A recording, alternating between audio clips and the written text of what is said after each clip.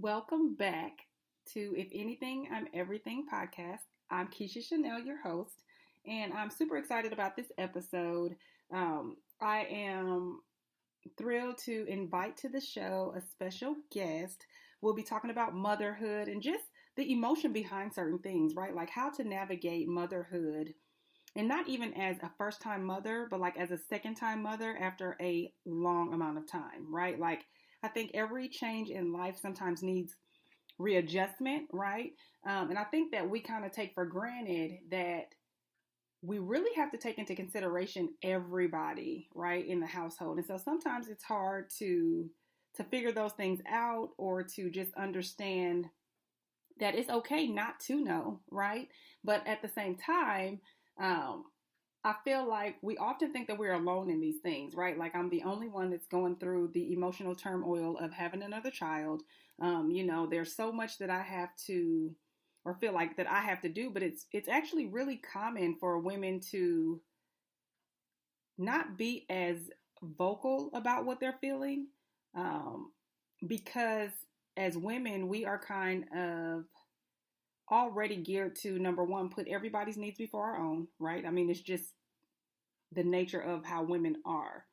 Not only that, but to kind of push our emotions down so that we can ensure that we are doing everything that we need to do. And I think for the most part, we want to be strong for our children and for the people around us, so we don't always exhibit or express ourselves and take that real moment to know that it's okay to feel a little anxiety. It's okay to feel a little overwhelmed. It's okay to not know everything, but then start to really figure out what it is that you want, how you want to, you know, co-parent if that's the situation, or how you want to approach, childhood once again in a marriage where, again, there's a long, gap of time. So without further ado, I'd like to introduce my guest. She is a mother of two and has been married for 15 years. And this conversation is unique because of her family dynamic, which includes bonus kids and children with a 17-year gap. Welcome to the show, Shamica B. Hello, hello, hello. Good evening. Hi, darling. Thank you for having me, Lakeisha. Absolutely. And thank you so much for joining the conversation. This, my loves, is I'm from the hood, motherhood, that is.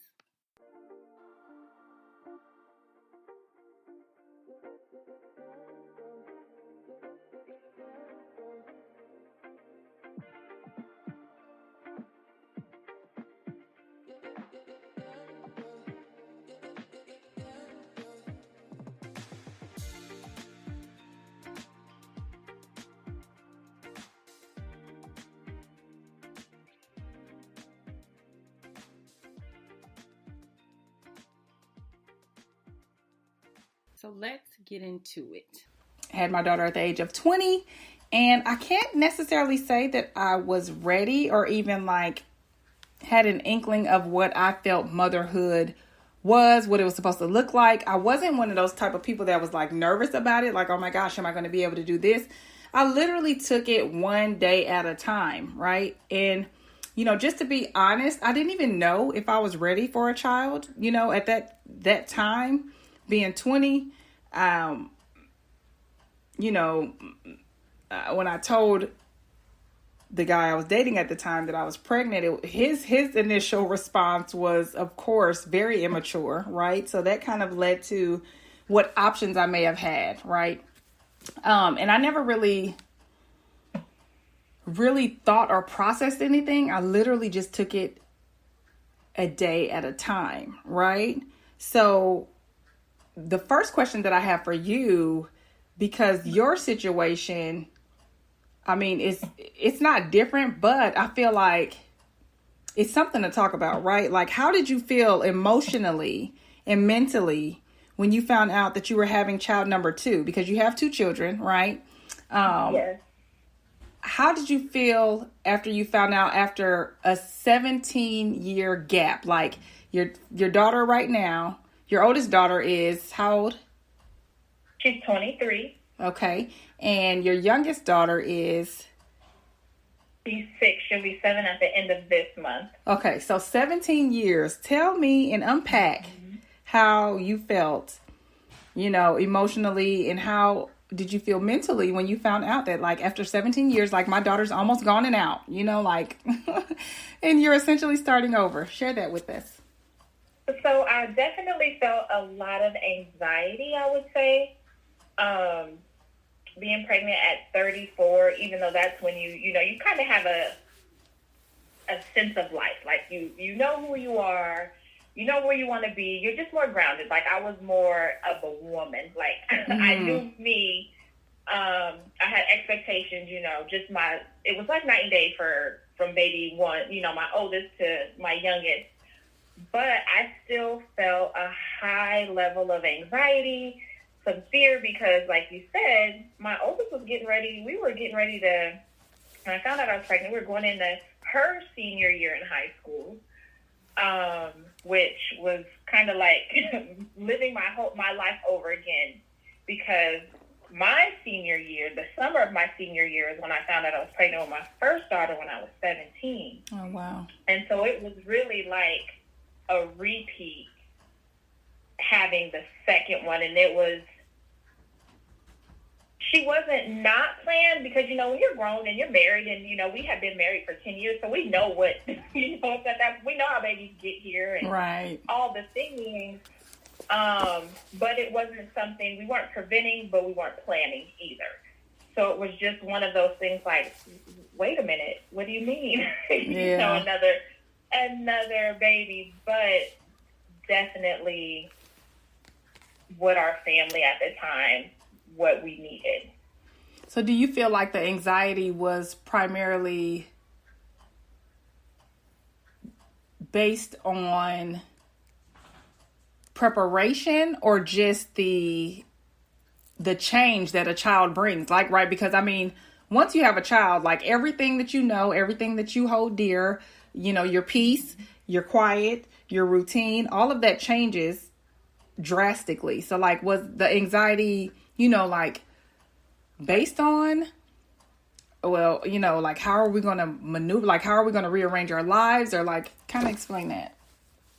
Absolutely. So part of the anxiety it wasn't motherhood, because I knew how to be a mom, right?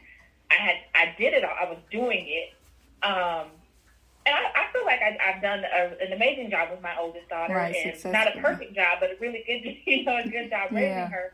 So it wasn't the fact of that, oh goodness, I was being a mom, but it was a mom in today's society, a mom that was older. I had more life experience.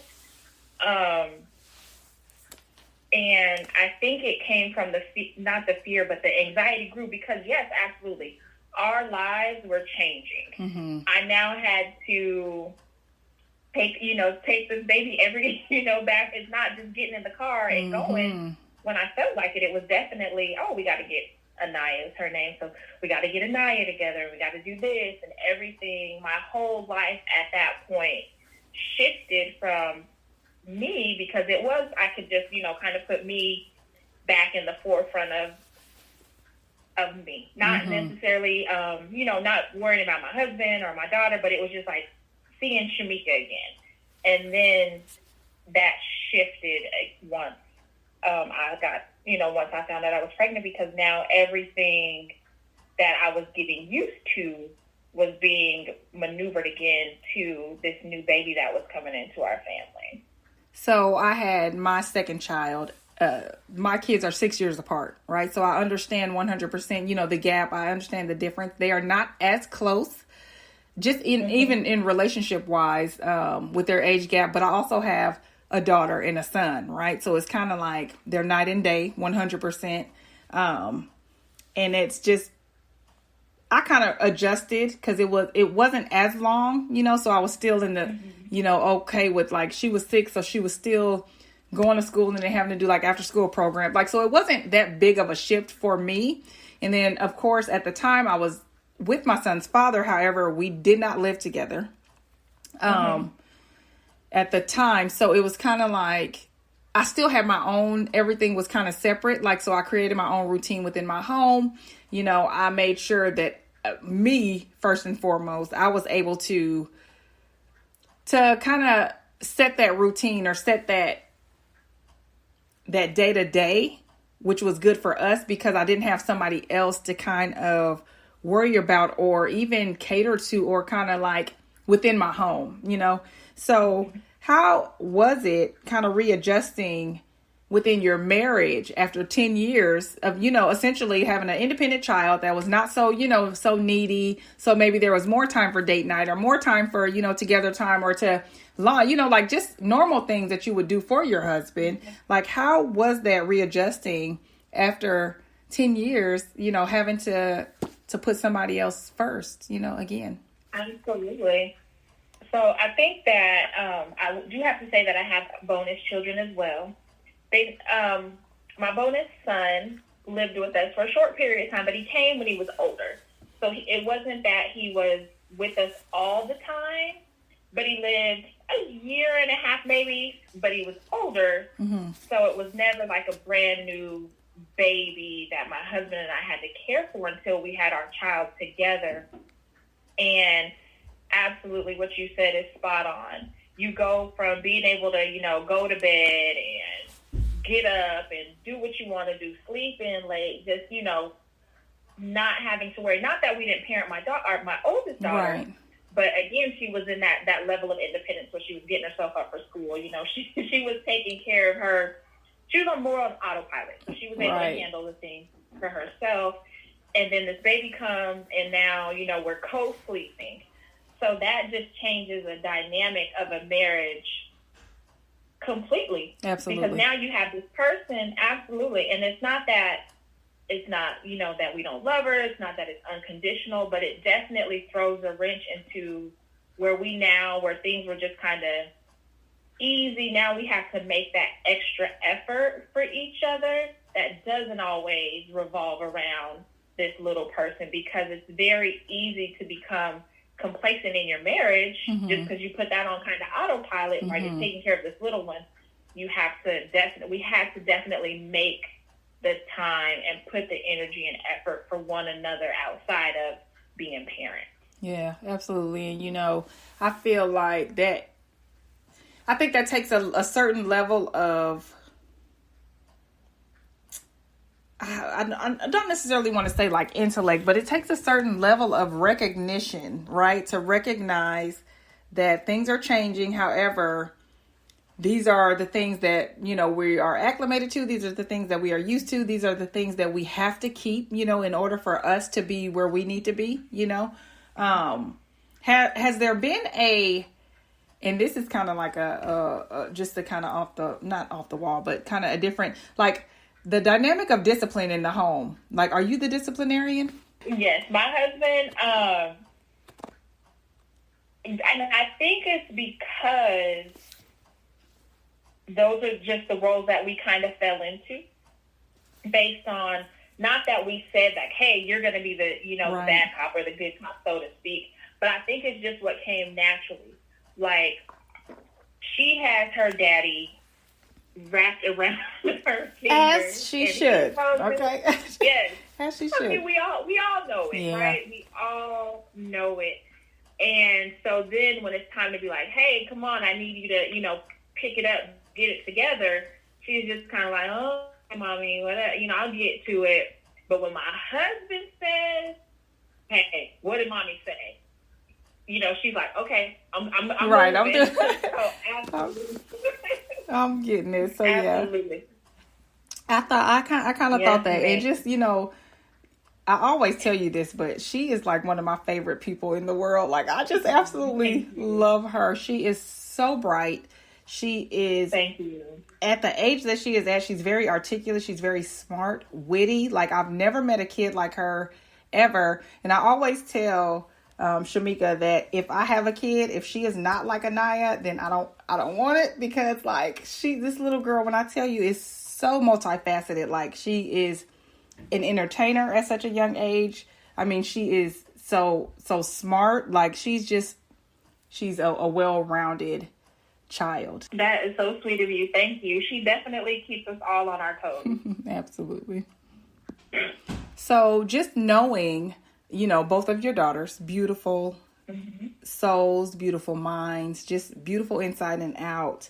I wanted to ask you, what did you do different with Anaya that you did do with your first child, right? And then like how do you, because I know them, I know that they're different, right? Like I know that they are different individuals. How did you provide support for them emotionally when they are so different? Like, how do you do that? Because I see that, and I think that is often missed by a lot of people. The one thing that I hate to see when I'm out is for parents to like treat their children, number one, like they're all the same. And then number two, as if they should know everything in the world, right? And one thing that I always kind of talk to you about is I love the way that you explain things to your daughter. Like you talk to her and you explain how things work or why we shouldn't do things or why we should do things and, what the outcomes could be and why we want to, so I stopped thinking that everything is commonplace and common sense for a lot of people. But how is it that you were able to like execute it so flawlessly to where you emotionally support them both, even though they're, individual, like just individuals? Yeah, absolutely. So I feel first and foremost that my daughters get a different mom, right? And some people are like, well, what do you mean? I mean, when I was 18 and a new mom, I parented based off of what was modeled to me, if that makes sense. Mm-hmm. So I parented with a heavy fist, with a because I said so mindset, with a you don't question adults, you just do as you're told to do kind of mindset. And again, I just parented. It wasn't wrong. It was just what you knew, what I knew, and so that's how I parented my oldest. And to an extent, that worked. For the most part, it worked. And her name is Victoria, my oldest baby girl, and it worked for her to an extent. For Anaya, if I parented her the way I parented Zatoria, it would not work. I feel like we talk about love language and we only address it in romantic relationships. And I feel like it is very important to love my girls in their own love language. 100%. They are two individual people. They love very different and they receive love. They need nurturing very different. Both positive, it doesn't mean that one is better than the other, but I just had to adjust. And I think that as a 18-year-old mom, I had no patience, right? Like everything set me like, oh, I yelled. Yeah. I didn't curse at her, but I cursed around her. And I recognized those things, and I didn't like those things in me. So when I had Anaya at 30, almost 35, so 34, I knew that there were things that in my mothering I needed to change, and I was going to change. And it was very important to me to just make sure that my girls both get what they need. And Victoria had went off to college and I was born in March, so August of that same year. And I wanted her to know that she was not physically present, but she was still very much present in our household. Mm-hmm. You know what I mean? And my girls, despite the gap in their age, I can say that they are best friends. Right, they are very close. Absolutely. Yes, they are very, very close. And again, people are like, what, best friends? There's just no way. But their relationship to me was very, very important because I didn't want them to feel like, oh, well, I have a sister, but she's not here. You know what I mean? I wanted that presence to be known by both of them. And so just to love them each how they needed to be loved and nurtured was very important to me. Yeah, and that I think is, it's very important. So kind of two parts on that. Like my gap with my sister is only 5 years and I can't even remember. Like, I just don't remember childhood, around my siblings, right? Because there wasn't a lot that went on until I probably hit like middle school, 13, 14, to where we started hanging out around each other again and those kind of things. But like, I have really hardly any childhood memories. So I understand how important that is to be the person that fosters that environment, right? Like, it's very important that we as adults understand what environment is important for our kids to flourish in. Do you feel like with the manner in which you are raising Anaya now, would that be considered like gentle parenting? Like, because we talk about, and I don't, this gentle parenting that's coming out, I don't even know what that is. Like, I probably need to do a little bit more research, but it's getting such negative connotations, and I don't necessarily feel like gentle parenting has to be a negative thing. I think it just has to be a mindful thing, right? Like, I have to take into consideration that this is a person that has emotions, that has feelings, and that in order for me to ensure that they grow up healthy, they may not thrive in an environment where there's yelling. They may not thrive in an environment where there's, I'm going to whoop your butt every 5 minutes, or, you know what I'm saying? Like, so for me, the gentle parenting thing, I'm still kind of like, I'm giggling at it a little bit when I see it, However, do you feel like it could, the way that you're raising Anaya could fall in that category? Or do you feel like it's just not even categorized? It's just her own tailored way of being taken care of? So you can only gentle parent a gentle child. she's I don't know, Anaya sometimes thinks she's a little no limit soldier. And I have to remind her, like, hey, ma'am, we need to, reel it on back in. Because there have been times when Victoria would tell me, you would have never let me get away with that. But I think that she says that because it's true, number one.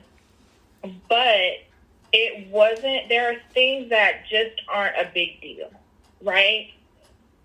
So we don't tolerate disrespect. We don't tolerate talking back, and on no level. Right. However, what I do tolerate now that I don't think that I did is, and not even tolerate is the wrong word, but what I recognize and make sure it's very important that we're aware of is that, like you said, she is a person, right? Anaya is a person. Not that Victoria wasn't, but she has a voice.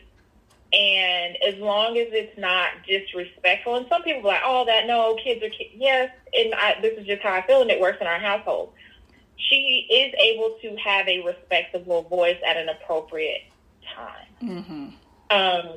She's not a disrespectful child by any means. I mean, it's like, you said some phenomenal things about her, and I really appreciate that. Mm-hmm. But I'm not saying it because I'm her mother. I'm saying it because it's true. She's smart. She's kind. Mm-hmm. She's very considerate. She's very respectable. Or she gets so much respect. So for her to say, Mommy, can I talk to you? Or can I tell you this? And at 6, some people are like, oh, kids don't talk like that. But they do she absolutely when they're... Does. She absolutely does. But we have always talked to her like she fully understands what we're communicating to her. And... it's important that she be able to tell us if something upset her or it made her feel a certain way. And I didn't used to parent like that. I wasn't that type of mom when I was 18 because I didn't know any better. Mm-hmm. But even now with my oldest, it's very important for me to allow her to say, hey, let me tell you this, or this made me feel like this, because I can't, it's all justifiable, right? It's very valid. They are entitled to their feelings and all those wonderful things. So absolutely, the whole gentle parenting thing, it's, just, I don't know if it's trendy or what it is, or even if there's a true definition mm-hmm. of it, but we do some of everything around here. Okay, a little bit of everything. And, I completely agree. In this society, I think it's very important that we understand that you have to give your children explanations. You have to tell them the why. And I say that because I feel like for me, just growing up, and I'll say this again because my mom had called me after an episode and was like, I didn't know you felt like that. And I said, yeah, I mean, I've always been a very quiet and mild, meek child, like that's just mm-hmm. always been me. And so I feel like being in that environment, like you said, where it was like, because I said so, or you're going to do this, I feel like it really hindered me from having a voice. And so for a very long time, I was very good at taking direction, right? Regardless of if the direction wasn't necessarily conducive to whatever I was going through, right? Like, I mean, if somebody told me, like it just in working, like being me, working, having the work ethic that I have, caring about what I do, it wasn't always thought like that, right? So if somebody told me, well, no, I'm going to give you this or I'm going to do this to you, I accepted it, right? Because that was what I was told. And because that was either, somebody that I considered an elder or older than me, or some that I respected because of how I was raised. But I feel like not explaining things to your children does not give them the ability to express themselves properly to where they can handle and say, hey, I'm not comfortable with that. Let me think about that. Or, to where they're not used and abused or they're not mistreated. So I do feel like it's one of those things that's just very important. As a mother, how do you find time for yourself? So I have to be honest, I struggle with this. I feel like I put everybody's needs, but like my family comes first, right? And in no particular order, but kind of depending on what they need at the time. Mm-hmm. My husband, and there may be times where he feels like his time is slighted. My daughters may feel like they're not getting what they need. But I struggle the most with carving out time for just me, whether that be, going to the nail shop by myself, because now my little one, she likes to my oldest doesn't live here with us. She's grown and on her own. But, my little one likes to go get her nails done. So even a trip to the nail salon for a mani-pedi is, a mommy-daughter date now. Every now and again, I can slide away on a Saturday morning or a morning when my husband's not working and go to Target. But that's not even enough. So it's just very, very little, small slivers in time that I'm like, oh, I can run and do this. But it's still like errands. Mm-hmm. And I'm still taking care of household stuff, right? It's never just a sole focus on me. And so I feel like since I've, started this reset motherhood 6 years ago, I find it very hard, or not that it's hard, but I find it a low priority for just me. But that is definitely something that I'm working on in this new year to change that, because I realize just how important, self-care is outside of a good, self-facial or a good bubble bath. It's more than, it's time away from the house without feeling any mom guilt or wife guilt or anything like that, but just time to focus on just the woman, Shamica. Right. No, absolutely. And I think for a lot of us mothers, that is the norm, right? And it shouldn't be, right? Because at every turn, there's a need that has to be fulfilled. And as a mother, our selflessness is automatically going to put us in a position to where we're going to make sure we take care of everybody's needs, and then we're left with whatever scrap of whatever we have, for the day. Like I often talk about how, like, I come in the house, I may steal a couple minutes, on the way home, sitting in the driveway. But let me tell you, I got this Life 360 app, and the kids know when I'm like hit the house, because the app goes off at the corner, like mom's home, So sometimes my son will even run outside and be like waiting for me, you know what I'm saying? Like, so I feel like, even little moments, like, come in the house, like, okay, so on my drives home, the first place that I have to go is to the bathroom, right? So I'm literally running through the house, like knocking people down, throwing stuff, here and there, make it to the bathroom. And as soon as I get into the bathroom, here comes the dog, here comes both of my kids, and they're like, it's just like no real peace. But I don't ever say like get out or anything like that. Like, I engage them because I don't want them to feel like I guess there's a problem with that, even though I'm probably screaming on the inside for just a little bit of alone time, a little bit of time to myself to like just think and to kind of reset and reflect and maybe create some changes within myself that I can, like put out to everyone. However, I feel like that's something that we definitely all deal with. So have you ever kind of thought about what time for yourself would actually look like if you were given the opportunity? Oh, of course, I know what it would look like for sure. I know what it looks like. It looks like palm trees and coconut drinks on the beach. Yes. A drink with an umbrella. Right. Nobody, girl, my family is the same like your kid. I cannot use the bathroom without someone, and when I do say get out, they're like, you don't mean that. Okay. It means come closer, right? Yes. I've stolen moments in the driveway. Of course, I think every person, every mom, we're all entitled to that couple of minutes. I don't have the 360 app, so it's normally in the window, or they see my car and they're like, oh, she's here, and run out. But definitely, I think time for me would look like, like even an hour, a massage. I love a good massage. Mm-hmm. Maybe 90 minutes. Okay. 90 minutes. Give me an hour and a half, please. Yes. Nice little massage, a day at the salon, like getting my hair done, or just a full day of pampering. Or just time to just relax. Yeah. So maybe a staycation. So I check in downtown Houston, or downtown in a nice city, in a nice hotel, and have dinner, and just have, because my house is very peaceful, but just have quiet. Yeah. And know, hey, can you do this, or can you get this, or what's for dinner? Because I can tell you one thing that I did not plan when I became a mother is figuring out what these folks were eating every night. I mean, the struggle is real, right? You're straight out the hood. So, I mean, you got to figure it out.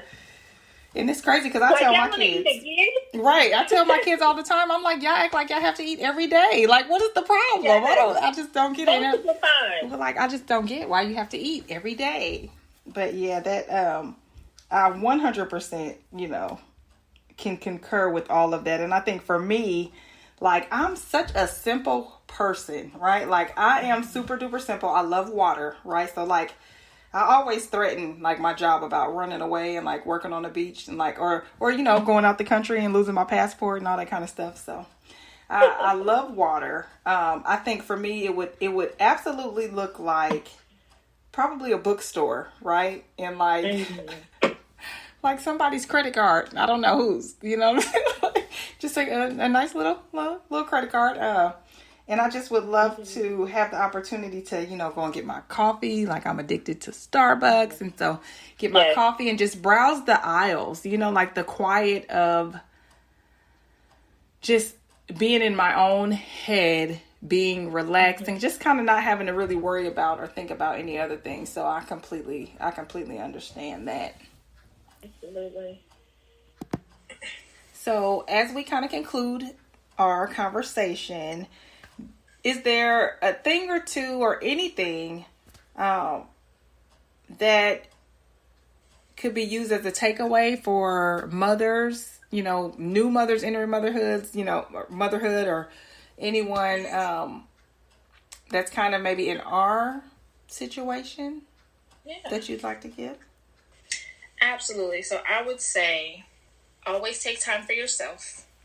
Don't be overly consumed by mom guilt, because you're doing an amazing job. You're giving your kids and your families everything that you can. I would also say that it is good to build a support system, a solid support system. And it doesn't have to be family or relatives, but whoever you trust with, with your kids, with yourself, but a good support system. So maybe that means, somebody you can call, somebody that you can call just to talk to vent to, be a sounding board, or someone that can physically come over and help. But don't be afraid to ask for help, and don't be afraid to have a village around you to help you on your motherhood journey, because it is motherhood, but it absolutely takes a village to raise these babies. And just love your kids the way that they need to be loved and nurtured, and you'll do amazing. Yes, I definitely agree. And I hope that, we were able to give a little bit of insight. And again, like, you are not alone. Like, we go through these challenges, we adapt, we overcome.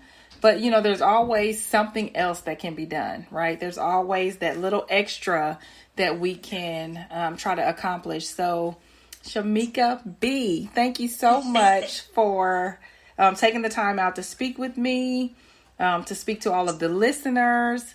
I know they are going to be glad that they, tuned in. If you guys are enjoying the podcast, you can subscribe and follow wherever you get your podcasts from. You can find me on Instagram at Keisha.Chanel or at the I'm Everything podcast. You can also find me on Patreon. All of the links are in the show note. I've even linked Shamica's information if you'd like to kind of get an idea, an insight into her world. Link her Instagram in the show notes as well. We thank you all so much. Shamica, would you like to say goodbye? Absolutely, Keisha. Thank you so much for having me. To your audience, thank you for welcoming me and for allowing me the time just to share just my piece, leave my little footprint here in this space. So just many, many, many thanks to you. All right. Well, until next time, guys.